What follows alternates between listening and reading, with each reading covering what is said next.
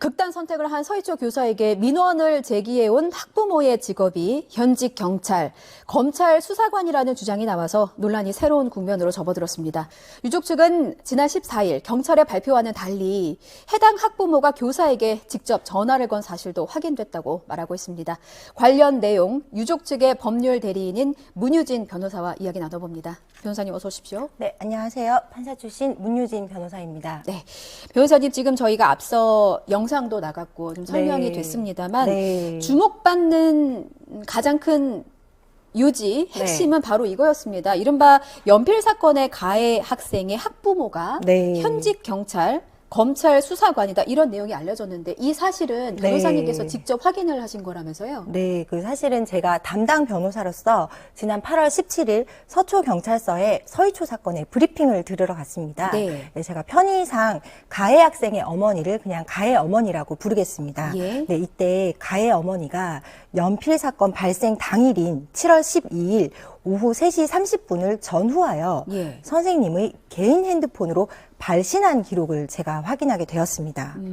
그런데 그러니까 가해 학생의 어머니가 선생님 폰으로 전화를 걸었다는 네, 말씀이신가요? 발신한 사실을 확인하게 예. 되었습니다. 예. 네, 그런데 이 부분이 이제 기존 경찰의 8월 14일자 수사 발표 내용이 있잖아요. 네네. 그 제목이요.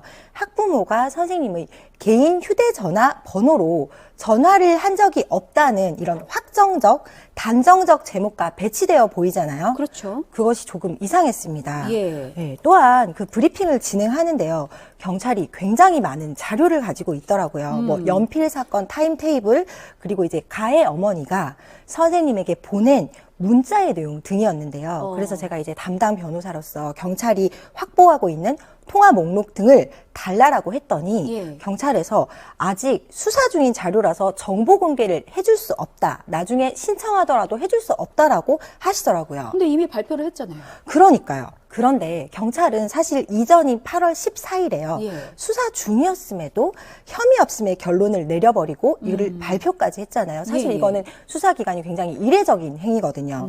이 두 가지 상황이 저는 굉장히 의아했습니다.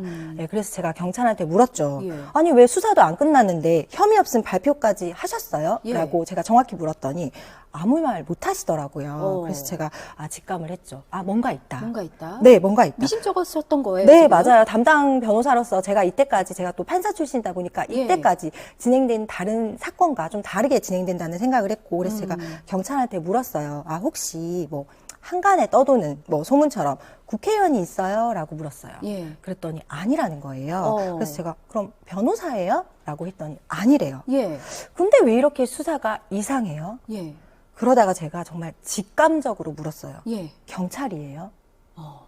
근데 대답을 못 하시는 거예요. 그 전에 소문처럼 국회의원이냐 법조인이냐 물었을 때는 아니야 부인하던 경찰이 네. 그럼 혹시 경찰입니까? 라고 물었을 때는 네. 묵묵부답이었다. 네, 아무 말 못 하시더라고요. 그래서 제가 사실은 변호사지 수사기관은 아니잖아요. 예. 그런데 제가 수사기관이 아닌데도 본격 이 사건에 대해서 조사가 아니라 뭐 수사를 펼치게 된 거죠. 그렇군요. 네. 예.